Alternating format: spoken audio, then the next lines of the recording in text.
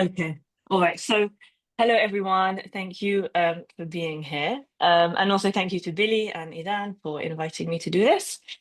A bit about me and how I got here. Firstly, I started off in content marketing. Billy actually gave me um, my first real shot, so thank you, Billy. And from there, I kind of sidestepped into marketing operations. I realized that I love systems and logic, structure and flow. So I actually studied philosophy. So that's where I got that from. And after I graduated from marketing NV, which it was then, I cut my teeth in Marketo at Yotpo. And that obviously made me appreciate HubSpot so much more.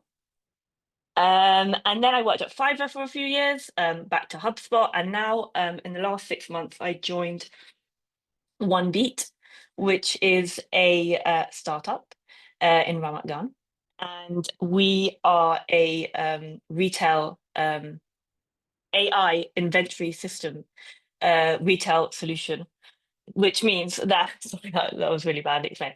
Basically, we're AI inventory management. So that means that most of our clients are in Latin America actually, and APAC, um, fashion, jewelry, and it's all about how you can optimize in real time your inventory so that you move certain SKUs or products that are selling really well in one space, in one location to another location, because these days, like brick and mortar retailers work on very, very small profit margins. So very, very important work.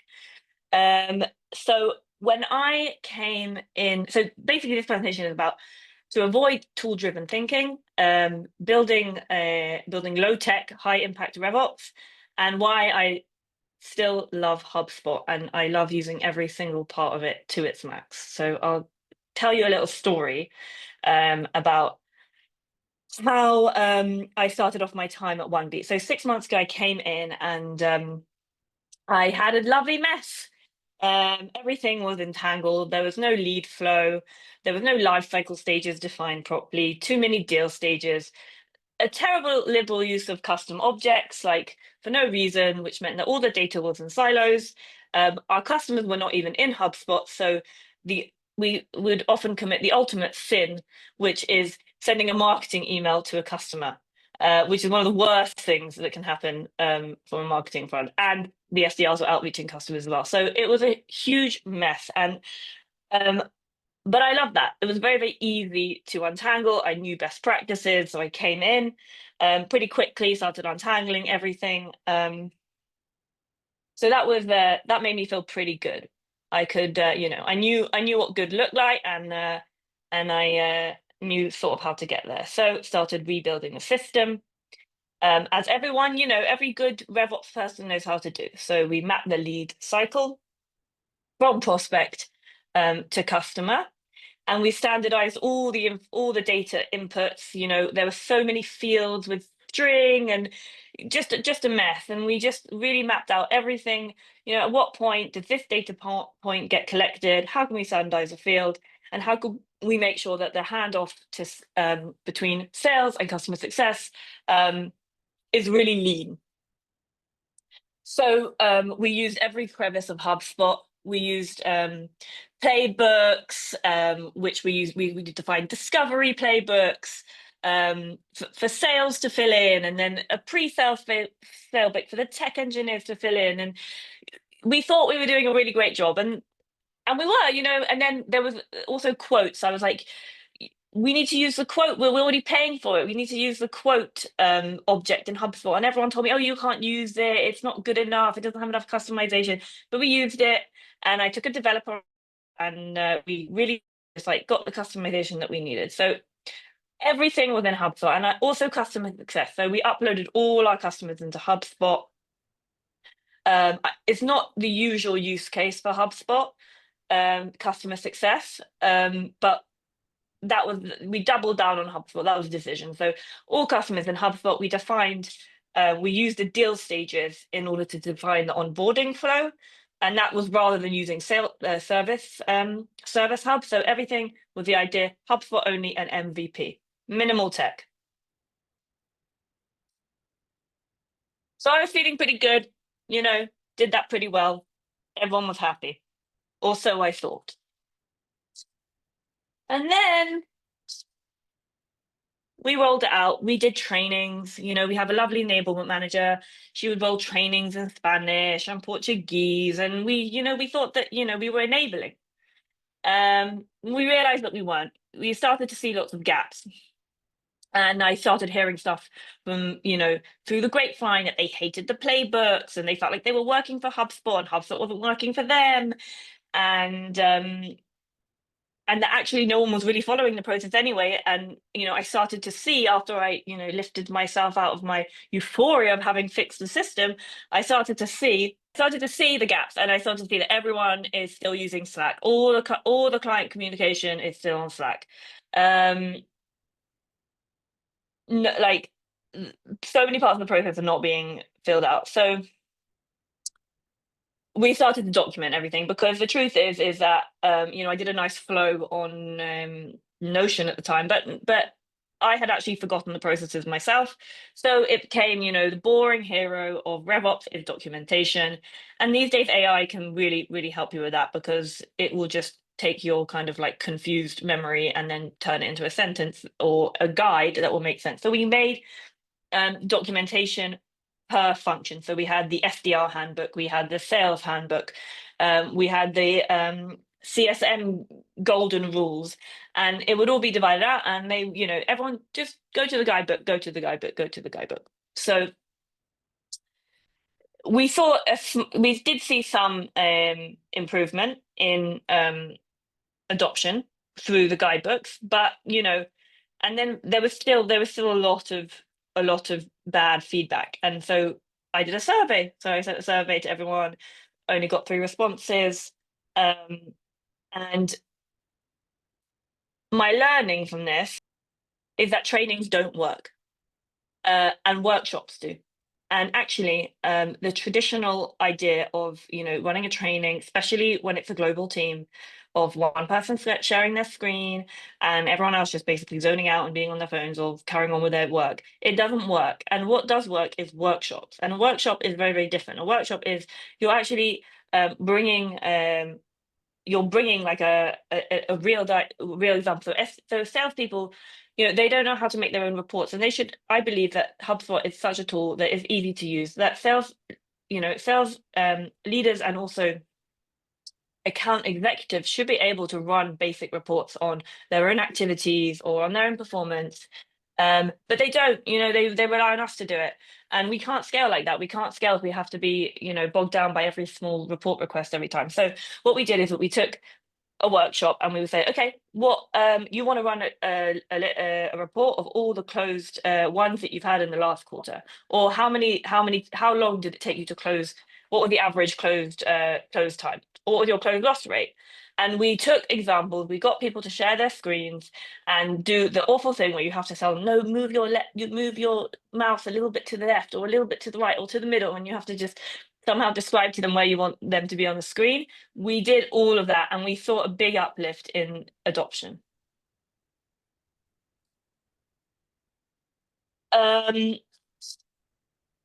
Okay, now this. Lily? Yeah. Just a brief question. How many users, maybe you mentioned before and I missed, how many users in total did you have to train? So about across all the teams, we've got about 40 users. So it's a lot, Okay. 40 or 50 users. Yeah, the big global team. So, and that's the other frustration, is that everything, you've done it for APAC, but then you have to do it again for Latin America, and then you have to do it again for Brazil, because they're completely different business units. So that is also part of the feeling of like the leaky cauldron, where you thought that you train someone, but unless you repeat and repeat and repeat, nothing really goes in. Okay, so we did, we improved operational efficiency, but unfortunately, and as much as I would like to believe it doesn't necessarily improve any commercial impact. So, SDRs were not necessarily booking more meetings or booking more qualified meetings, even though we have the data, and even though, the process is streamlined, like, we don't necessarily see an uplift in the business. So we start to, look to maybe a tool, there's a solution on the market that can help us with that. And I obviously really wanted to buy a nice shiny solution because it's always fun to play around with something new. And everyone talks about clay, and clay is really cool, and I love clay. And so we thought, okay, you know what, we're going to get clay.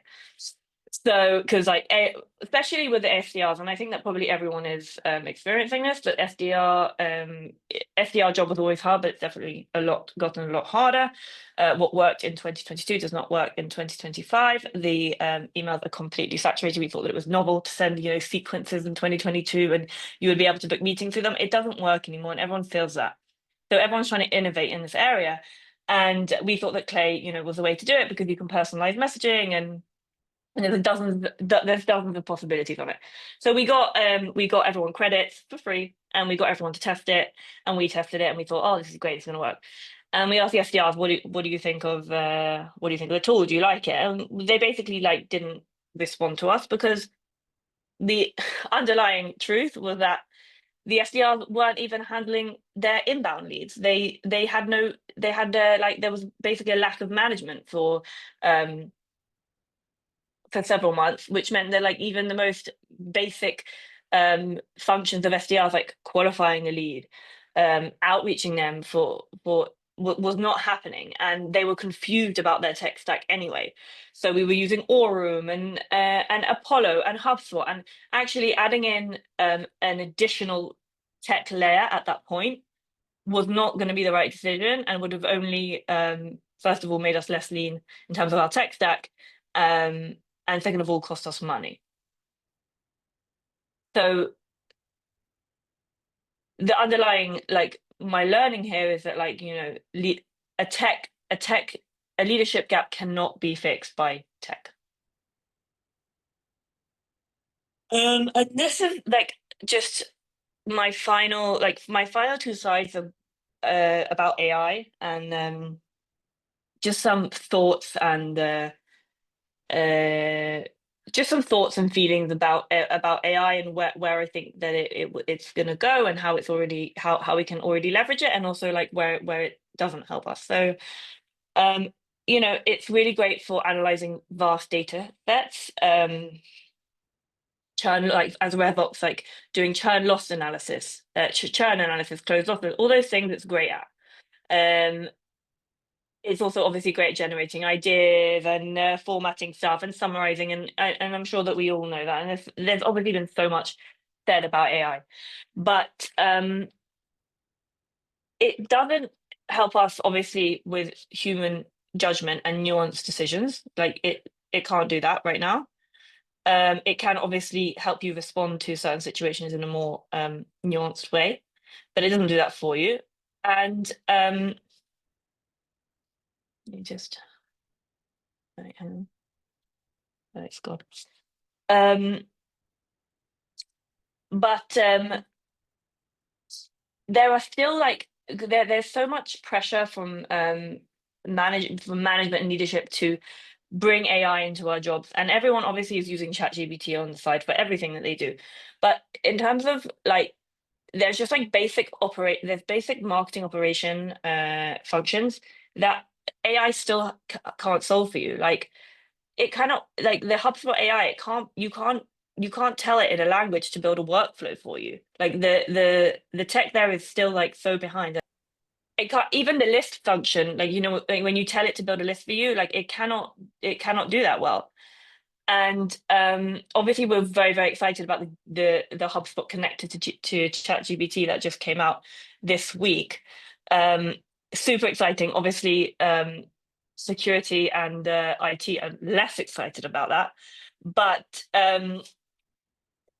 even so, it's only read-only permissions. So it's only read-only. So it's not gonna, that you still need a marketing operations person to build the workflows, to build the lists, and when that hasn't been replaced in any way. And what's more is that event management is always like the pain of of any marketing operations job. And you know, receiving an event list that is unclean, that needs to be assigned and uploaded into HubSpot, um, and also enriched. Oftentimes, we know that when we go to conferences, they really try to, make our lives difficult, and we don't get emails, and we don't get domains, and we're scraping. All of those things are still not solved by AI. So if anyone has any way that they have managed to solve particularly list uploads from events using AI, like I would love to hear you. Okay, challenge accepted, Lily. You have. I'm not saying I have, but the challenge is accepted. So the way I see our jobs, I don't see our jobs being replaced by AI. I see certain tasks that we can replace by AI, which will enable us to have more room for human judgment. Less, like I spent less time building this presentation because I did it with Gamma, and that's really great. But and HubSpot as well is like far away from us being replaced, so we can all sigh a sigh of relief because our jobs are still around. Um, and that's actually the end of my presentation. So I think just to sum up, um, I'm all about, I like zone out the hype. Like the new hype is AI. We love Yeah. AI. Everyone's using it, but I remember everyone used to talk about PLG, PLG, PLG. What happened to PLG I don't know. It didn't really, it didn't live up to the hype. And define the process first, fix leadership, focus on what makes us human. And we are a people of the book. So, if you haven't documented it, then, are you really a RevOps person? So truth has been spoken just now. Lily, I'm curious. Before we pick one or two questions, one question that I have. So you implemented those approaches to address the issues that you described before for, people not adopting and not, attending to the training or reacting positively to your surveys even. Have you, is what are one of the changes that positive changes that you've seen after you've implemented the new approach?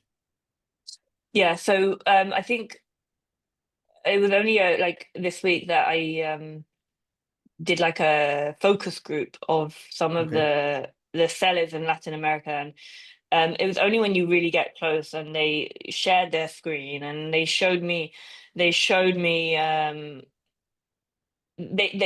actually came quite combatively, and they had actually reinvented the playbook for me, and they wanted me to build it in a certain way. And when I explained to them the reason that I had done it and the way that I had done it, which was that, if you do one big playbook for all functions, then every time you update it, you're going to have to log it, and you're not going to have all that information at the beginning of the sales cycle. So although it's obviously in a way, yeah, like it's easier. Like, we just want one playbook. We don't have to fill up three playbooks.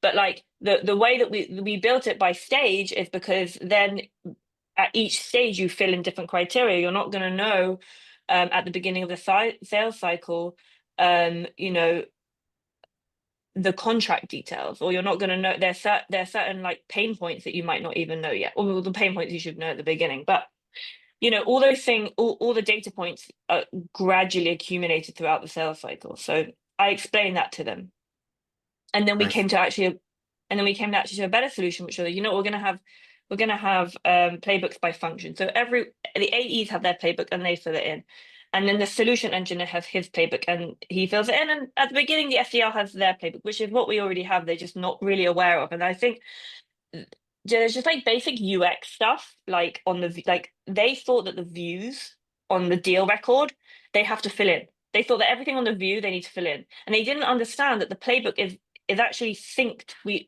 specifically synced all the properties, and it was a lot of manual work.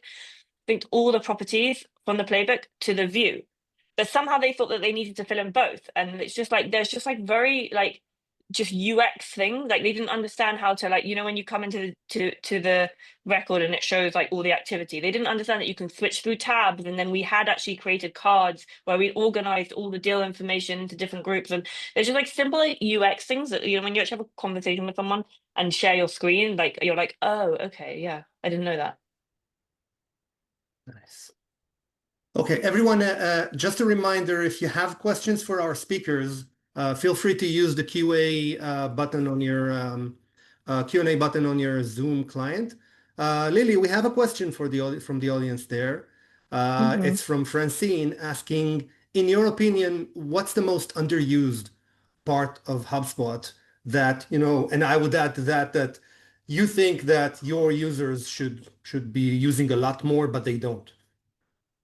I think quotes. I think quotes. Like I know that like a quote plus a developer from Fiverr will save you $35,000 on Deal Hub.